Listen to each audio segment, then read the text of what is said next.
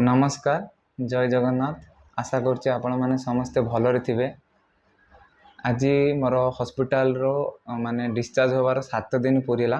तो आज 21 तारीख मुझे कि मो पूर्व वीडियो कही थी आपण मानू कि मोर बोन मेरो टेस्ट होबार थिला गोटे सप्ताह पर। आज 21 तारीख दिन तो आज बोन मेरो टेस्ट पाई मुझे जाइली। तो आज बोन मेरो टेस्ट किंतु हो पारानी कौन पाई हो पारानी सेटा आपण मैंने वीडियो को शेष जाए देखिले आपण मैंने जानीपर। तेणु आप वीडियो को शेष जाए देखूँ तो कौन पाई हो पारानी ना आज माने मुझे पूर्व थर प्रत्येक थर जमी ब्लड टेस्ट करने हॉस्पिटल जाए तो आज भी सकाळू जाइली हॉस्पिटल।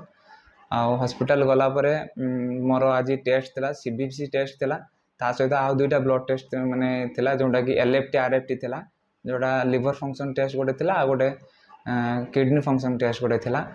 कहीं जेतु रोग रिटर्न करछि तेणु बॉडी रे हिमोग्लोबिन प्लेटलेट्स ता सहित माने डब्ल्यूबीसी देखिया सहित जो मोर किडनी फंक्शन और लिवर फंक्शन सेटा देखिया निहाती जरूरी। कहीं से फंक्शनटा जमती कि कैंसर सेल जमती कि से जिनस को न खराब करूँ से बॉडी रे जो लिवर आउ किडनी फंक्शनटा सब ठीक रही सब चेक हुए सेटा।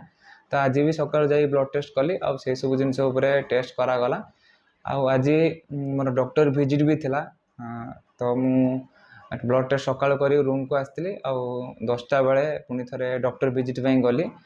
डॉक्टर विजिट कलापर जी डॉक्टर रिपोर्ट्स देखिले मोर जो ब्लड टेस्ट सकाल करी जहाँ सब रिपोर्ट्स देखला डॉक्टर कहले मैंने देखिले जो मोर हिमोग्लोबिन से 8.4 एमती थिला जेहेतु डब्ल्यूबीसी टिके कमी जाइला बाकी ठीक ठाक अच्छी से 2 लाख सॉरी 2 लाख कौच 2000 पाखापाखि आ सहित मोर जो प्लेटलेट से 30,000 अच्छी कहीं बोधे लगुच प्लेटलेट्सटा टिके धीरे धीरे इम्प्रूव हो डब्ल्यूबीसीटा भी सेमती धीरे धीरे इम्प्रूव हो स्पीडली बढ़ू ना।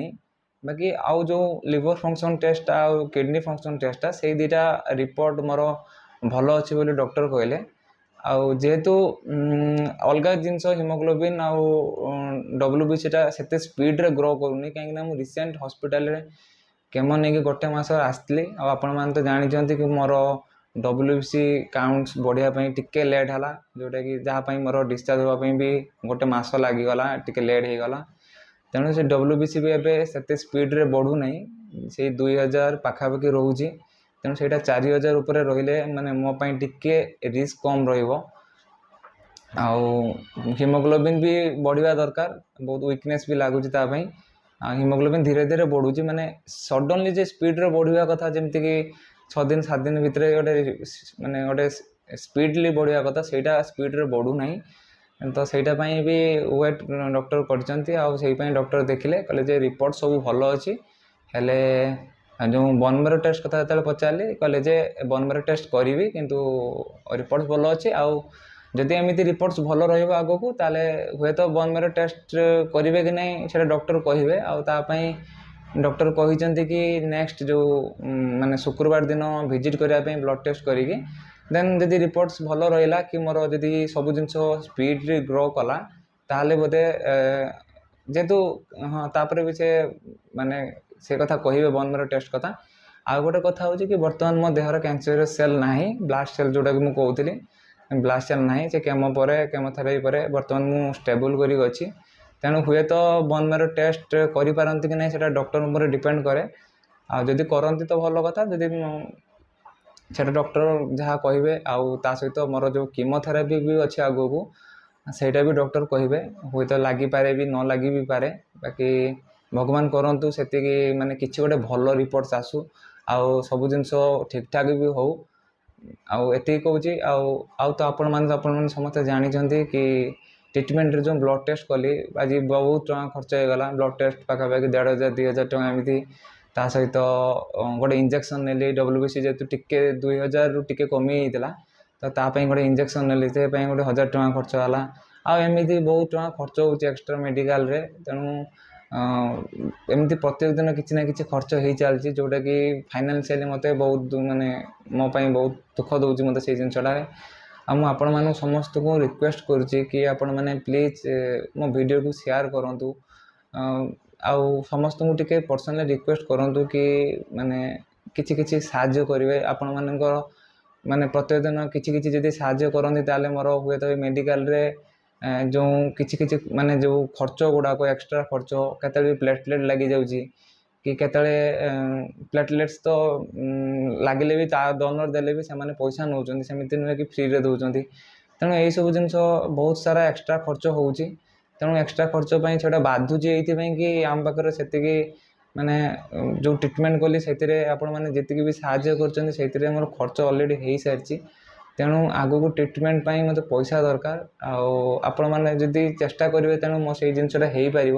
ମାନେ ଆପଣମାନେ ଚାହିଁଲେ ସବୁ ଜିନିଷର ସମ୍ଭବ ହେଇପାରିବ, କାହିଁକିନା ଆଜି ଯାଏଁ ବି ମୋ ଯେତିକି ଟ୍ରିଟମେଣ୍ଟ ହେଇଛି ଆପଣମାନଙ୍କ ଆଶୀର୍ବାଦ ପାଇଁ ହେଇଛି, ଆପଣମାନଙ୍କ ଭଲ ପାଇବା ପାଇଁ ହେଇଛି। ତେଣୁ ଆପଣମାନେ ମାନେ ଭିଡ଼ିଓ ସେତିକି ସେୟାର କରୁଛନ୍ତି, ଆପଣମାନେ ବହୁତ ସେୟାର କରୁଛନ୍ତି, ଆପଣମାନେ ବହୁତ ଲୋକଙ୍କ ପାଖରେ ରିକ୍ୱେଷ୍ଟ କରୁଛନ୍ତି। ତେଣୁ ମୁଁ ସେତିକି ମାନେ ଭାଗ୍ୟବାନ କି ଆପଣମାନେ ମୋ ସହିତ ସାଥ ଦେଇଛନ୍ତି ସେତିକି। ଆଉ ଆପଣମାନେ ପ୍ଲିଜ୍ ମୋ ସହିତ ସେମିତି ସାଥ ଦେଇଥାନ୍ତୁ। ଆଗକୁ ମୋ ଟ୍ରିଟମେଣ୍ଟ ଆଗକୁ ଆହୁରି ଅଛି, ତେଣୁ ଆଗକୁ ଟ୍ରିଟମେଣ୍ଟ ହେଲେ ମୁଁ ଆପଣମାନଙ୍କୁ ନିଶ୍ଚୟ ଜଣାଇବି। ଯଦି ଶୁକ୍ରବାର ଦିନ କ'ଣ ରିପୋର୍ଟ ଆସିବ ତାପରେ ମୁଁ ଆପଣମାନଙ୍କୁ ଜଣାଇବି କି ରିପୋର୍ଟ କ'ଣ ଆସିଲା, ଟ୍ରିଟମେଣ୍ଟ କ'ଣ ହେବାର ଅଛି ଆଗକୁ ମୁଁ ନିଶ୍ଚୟ ଭାବରେ ଜଣାଇବି। କିନ୍ତୁ ସେତିକି ଭିତରେ ତ ମାନେ ଯେଉଁ ସବୁ ଖର୍ଚ୍ଚ ହେଉଛି, ମଝିରେ ବି ମୁଁ ମେଡ଼ିକାଲ ଯାଇପାରେ ମଝିରେ ମଝିରେ, କାହିଁକିନା ଏଇ 7 ଦିନ ଗ୍ୟାପ୍ରେ ସେମାନେ ଲେଖିଥିଲେ କି 7 ଦିନରେ ମୁଁ ମେଡ଼ିକାଲ ଯିବା ପାଇଁ, କିନ୍ତୁ 7 ଦିନ ଭିତରେ ମୁଁ 2ରୁ 3 ଥର ମୁଁ ମେଡ଼ିକାଲ ଯାଇସାରିଛି, ଯେଉଁଟାକି ଆପଣମାନେ ବୋଧେ ମୁଁ ଜଣେଇ ନାହିଁ ସେଇଟା ଆପଣମାନଙ୍କୁ। ତେଣୁ ମେଡ଼ିକାଲକୁ ମୁଁ ଆଜି ଭଲ ଅଛି, କାଲି କ'ଣ ହେଇଯାଉଛି ସେଇଟା ଭଗବାନ ହିଁ ଜାଣିଛନ୍ତି। ତେଣୁ ମୋତେ ଏଇ ଶୁକ୍ରବାର କହିଛନ୍ତି ଭିଜିଟ୍ କରିବା ପାଇଁ।